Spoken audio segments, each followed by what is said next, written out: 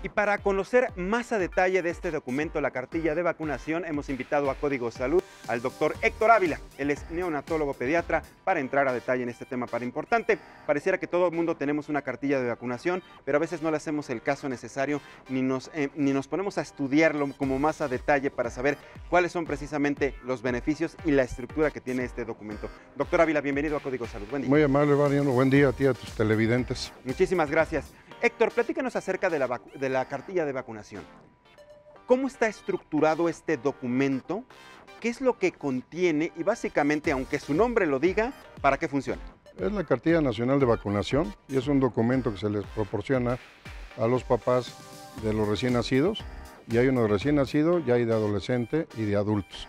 Que hace muchos años nada más era de niños y decíamos que la vacunación era de por vida. Eso ha cambiado. ¿A partir de qué momento cambió este concepto? Mira, de los más o menos 1990 para arriba se estableció la Cartilla de Vacunación Nacional y es un documento en el cual llevamos un registro de que los niños están siendo vacunados. Voy a empezar con la vacuna, viene del latín vaca, que es vacuna, y es una sustancia que contiene gérmenes vivos o muertos, activados o desactivados, y toxinas, toxoides, son toxinas purificadas. La finalidad es administrarlas al organismo para que el aparato inmunológico las detecte y produzca protección contra las enfermedades que va a proteger dicha vacuna. Hay algunas vacunas, por supuesto, y lo vamos a ver más adelante a detalle también, que bueno, esas sí funcionan de por vida, pero otras precisamente se tienen que estar, digamos, suministrando con una constancia relativa, es decir, por ejemplo, vacunas anuales, ¿no? Y otras que tienen, digamos, otra periodicidad. ¿Esto es a raíz de qué? ¿De que ha evolucionado las enfermedades cada vez son más agresivas? ¿Por qué ha cambiado este concepto? Mira, las vacunas, desde que se empezaron a aplicar, ha disminuido la morbimortalidad de dichas enfermedades. Sarampión, varicela, rubiola, parotiditis, meningococo, neumococo, hemófilis influenza. Se han modificado. Y las que te van a dar un estímulo más potente y duradero de anticuerpos son las que son de gérmenes, que son vivos atenuados. Las que son de partículas o muertos dan una protección más baja y es donde hay que contemplar también las revacunaciones. Y a raíz de todo esto que se ha ido descubriendo, que ha cambiado exactamente la morfología de las enfermedades, por decirlo de alguna manera, en nuestro planeta, pues entonces se ha modificado, digamos, la estructura propiamente de la cartilla de vacunación. Así es. ¿Cómo es una cartilla de vacunación? Digo, a lo mejor mucha gente lo sabe, pero habrá quienes ni siquiera la tengan o la tienen y ni siquiera la ven. Exacto. Y yo creo que es importante tenerla siempre como un documento importante cada vez que suceda algo. Así es. Lleva la foto del bebé, su nombre completo, y trae aparte el esquema de vacunación nacional o el universal que se ve en la Ciudad de México. Llevan esquema también de control de hábitos higiénico-dietéticos, control de peso y talla. Eso es el documento. Tiene también validez a nivel oficial y a nivel para procesar su trámite de pasaporte, lo requiere. Es importante, o sea, se puede presentar como un documento oficial cada vez que se va a tramitar determinado documento alterno. En el caso de los pasaportes para los niños, presentar la cartilla de vacunación. ¿Cuántas vacunas, por decirlo así? Vamos a enfocarnos primero a los niños. ¿Cuántas vacunas son las importantes y necesarias? En el recién nacido, la de 0 a 7 días es la BCG, que es la de la tuberculosis. Se pone una décima de mililitro en el hombro derecho y va a tener un proceso de evolución de 6 semanas a 2 semanas. Hace un nódulo cuando se aplica, eritema, que es enrojecimiento, un nódulo y después supor y cicatriz. ¿Cuál es la cicatriz que la mayoría tenemos o que todos tenemos en el hombro? Sí. Es esa. Y esa nos va a proteger contra la tuberculosis, meningoencefalitis tuberculosa y la miliar pulmonar. Contra las dos variedades no da protección. Entonces su indicación es en el recién nacido y hasta menores de 15 años. Ya después no, porque son personas que ya han estado en exposición con el Mycobacterium tuberculosis natural y ya se han de haber autoprotegido. Héctor, ¿te parece si hacemos una pausa? Es breve, pero regresamos a seguir platicando contigo acerca de la Cartilla Nacional de Vacunación en México. Es breve el corte en Código Salud, quédate con nosotros, regresamos. Aquí en el Valle de México estamos saliendo a través de la señal abierta del canal 10. Estamos de estreno el día de hoy, así que bienvenidos a Código Salud. Mi nombre es Mariano Riva Palacio y estamos platicando con el doctor Héctor Ávila, neonatólogo pediatra. Estamos hablando de la Cartilla Nacional de Vacunación y como te lo presentábamos en la cápsula hace unos cuantos minutos, surgió de un proyecto, un programa piloto en 1974, pero tuvo tanto éxito que en 1976 entró, digamos, de manera ya oficial, como documento oficial, como un esquema de vacunación necesario e importante para nuestra población. Y con el doctor Ávila estábamos platicando exactamente por fases, cómo está estructurada y para qué funciona y qué tipo de vacunas son las aplicadas según la edad. Y nos estabas comentando primero en el caso de los menores. ¿Qué otras vacunas se tienen que insertar para el cuadro básico en cuanto a los menores, doctor? En base a la pentavalente, no trae hepatitis B, pero sí trae difteria, tosferina, tétanos, hemófilos influenza tipo B y poliovirus inactivo.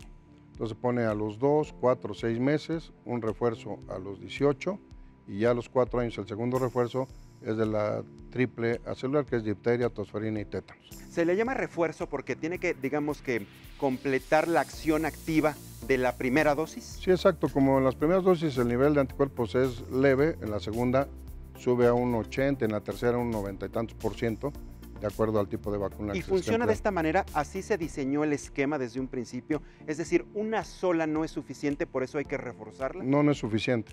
Y va a depender también la edad del bebé. Si la mamá no lo lleva a tiempo, tiene alguna otra enfermedad que retrasa la vacunación, a mayor edad son menor número de dosis de vacunas, la inversa. Un niño menor, hay mayor número de dosis de vacunas para que quede bien protegido. Y al principio de la plática con el doctor Ávila, comentabas que es importante que entendamos que no solo los niños se tienen que vacunar, también como adultos tenemos que hacerlo y los adultos mayores también. Como adultos, ¿qué tipo de vacunas son las que necesitamos y que también debemos tener en cuenta al contar con una cartilla nacional? Exacto, en este caso antes había una DT para mayores de 5 años, entonces de 15 y cada 10 años estarse revacunando porque el nivel de anticuerpos contra difteria y tosferina no era el excelente. Actualmente se puede poner a partir de los 4 años cada 10, a los 14, 24, 34, y 44. Así, cada 10 años. Sí, pero no se hace. Ya no son casos mortales de difteria y tosferina, pero sí contagian Pero a tú niños lo menores. recomiendas, existe la vacuna. Se como recomienda tal. y hay que promocionarlo con la clientela, ¿no? Con tus pacientes. Que una cosa bien importante, y estarás de acuerdo conmigo, han estado apareciendo casos que creíamos erradicados, y esto a raíz de las modas que se están implementando en muchas partes del mundo, sobre todo en los países escandinavos, por ejemplo, al norte de Europa, que por sus creencias ya no se vacunan. Y luego adoptamos en Latinoamérica y en México ese tipo de tendencias, cuando no tendría que ser así. ¿Estás de acuerdo conmigo? Así es, hay grupos antivacunas en México, no sé bien si ya los hay, pero sí hay otros países donde le asocian efectos secundarios a la vacuna que no son reales. La vacuna generalmente puede dar reacciones leves, moderadas o severas, pero son más las ventajas que desventajas que proporciona la vacunación. Y casos aislados, digo, exacto. No estamos hablando de la generalidad o en su totalidad a quienes se le pone una vacuna. Así es. Por ejemplo, en la poliovirus oral, de cada 2.4 millones de vacunados da un caso de polio, o sea, es enorme la protección Claro. a los efectos de leve, moderados o severos. Oye, por ejemplo, los adultos pues tenemos que tener muy en cuenta la vacuna de la influenza, eso hay que hacerlo cada año, Así por ahí es. de octubre, noviembre, es Sí. lo más recomendable, pero ¿para qué otro tipo de esquemas de vacunación se necesita cuando somos adultos? Pues si no has tenido varicela, de hecho, puedes poner refuerzos sarampión, rubiola y paperas que se pone al año y a los 4 a 6 un segundo refuerzo. En adolescente y adultos se les puede poner, tanto hombres y mujeres, un esquema. Mujeres embarazadas. Se pueden hacer, en caso de gérmenes vivos, atenuados no se pueden aplicar, pero sí, si ella la ves como adolescente, ves cómo está su cartilla, si está al corriente o no, de ahí va a depender el número de refuerzos que requiera para que produzca anticuerpos y cuando esté en etapa de embarazo lo proteja. Por eso es importante tener el documento, porque Así con es. esto llegas a un servicio de registro. salud Sí. y la gente, quien te va a atender una emergencia o lo que sea, sabe de qué estás vacunado y cuándo fue la última vez que lo hiciste. Así es. Varicela, por ejemplo, es otro ejemplo que se puede poner en no embarazadas para que tengan anticuerpos y evitar contraer estas enfermedades durante el embarazo, porque en la etapa embrionaria hay más secuelas neurológicas, oftálmicas, hueso, pulmón, hígado, entonces la pueden prevenir. En embarazadas se puede poner la influenza en cualquier trimestre del embarazo, la DPT celular, que es difteria, tosferina, tétanos, de las 20 a 32 semanas, se puede poner de la rabia, se puede poner la del neumococo, la del meningococo, que también es un cuadro muy grave, sí tiene indicaciones para ponerse en Bueno, y ahorita que tocaste el tema de la rabia, que también más adelante vamos a entrar más a detalle con otro de nuestros invitados, pues ya también incluso disminuyó el número de dosis. Yo me recuerdo, y les voy a comentar un caso meramente particular, a mí me ocurrió precisamente un caso con un perro y me tocaron todavía 18. 18 o 21. Ya ni me acuerdo, Sí. pero eran espantosas, tenía Exacto. creo que 9 años Dolorosas, y muy dolorosas porque eran muy el cerca abdomen, del en el ombligo, abdomen, muy cerca del umbilicales. ombligo. Son muy molestas, muy dolorosas. Creo que ahora es una dosis. Una hasta 3 va. Y ya, Exacto. por mucho, ¿no? Sí. ¿Qué pasa con el adulto mayor? También. El adulto se debe vacunar de los 60 años, por ejemplo, neumococo serotipo 23, a los 61 y a los 5 años. Si es de 65, una sola dosis. La influenza cada año. Sí. Da una Y eso duración para todos, de ¿verdad? anticuerpos de un año y normalmente no es un resfriado común, son cuadros graves, muy graves y la muerte. Entonces la finalidad de la vacunación es prevenir cuadros graves. Y eso es bien importante. Otro esquema también en los pacientes que tienen problemas crónicos, nefrópatas, hepatópatas, asmáticos, enfermedades pulmonares crónicas, EPOC, cardiópatas, son candidatos a ponerse la vacuna cada año. ¿Dónde solicita uno este documento? ¿Cuál es la instancia encargada de darnos este documento Ese es nacional? el sistema de salud del gobierno, IMSS, ISSSTE o Salubridad. A nivel privado esta es una cartilla que elaboras tú, pero no tiene un valor oficial. La cartilla es en las instituciones de gobierno. De salud pública. De salud pública. Pero son válidas, por ejemplo, en una institución privada. Exacto. Si se necesita, si se requiere para hacer un chequeo o revisión, se presenta y es completamente Así aceptada, es. ¿cierto? Y hay una que se pueden vacunar en el sector salud público o en el privado, o las que no ponen el sector salud, que no es el esquema ideal.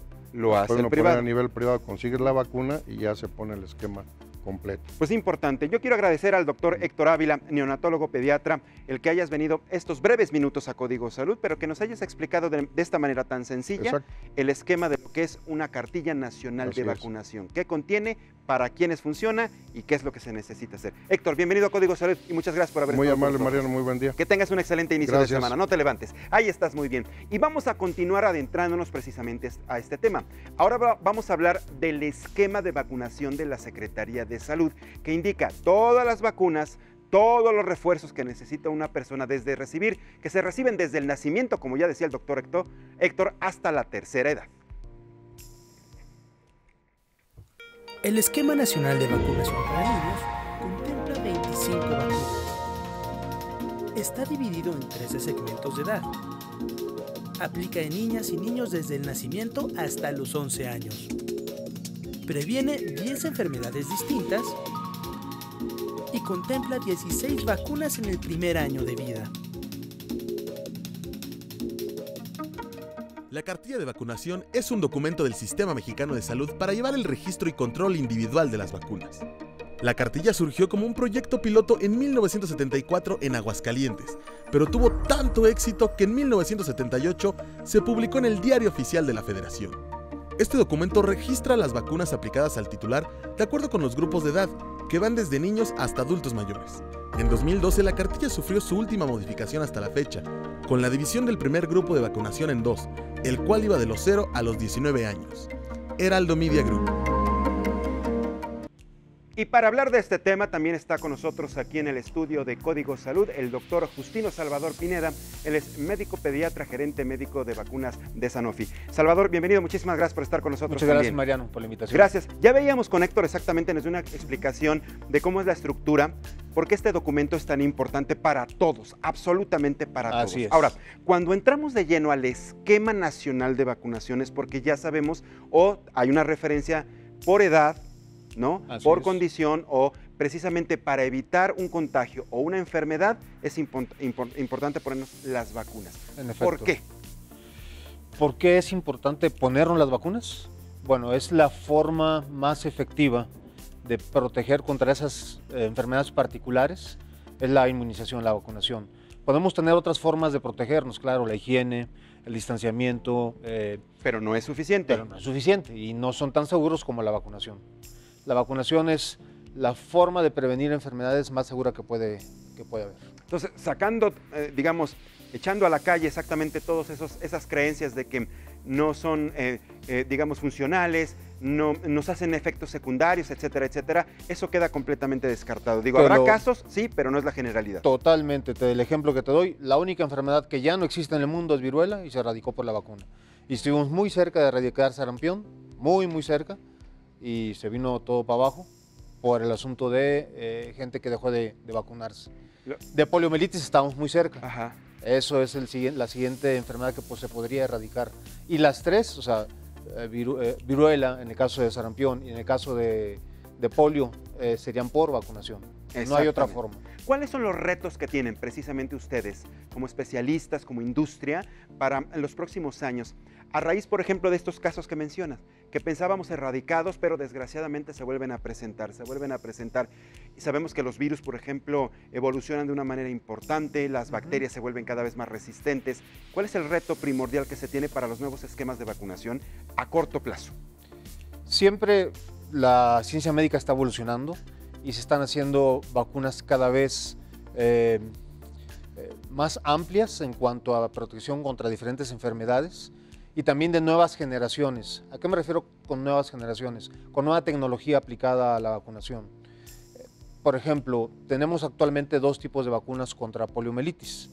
La oral, la que se conoce como la de las gotitas, que es OPV, y la IPV, que esa es intramuscular.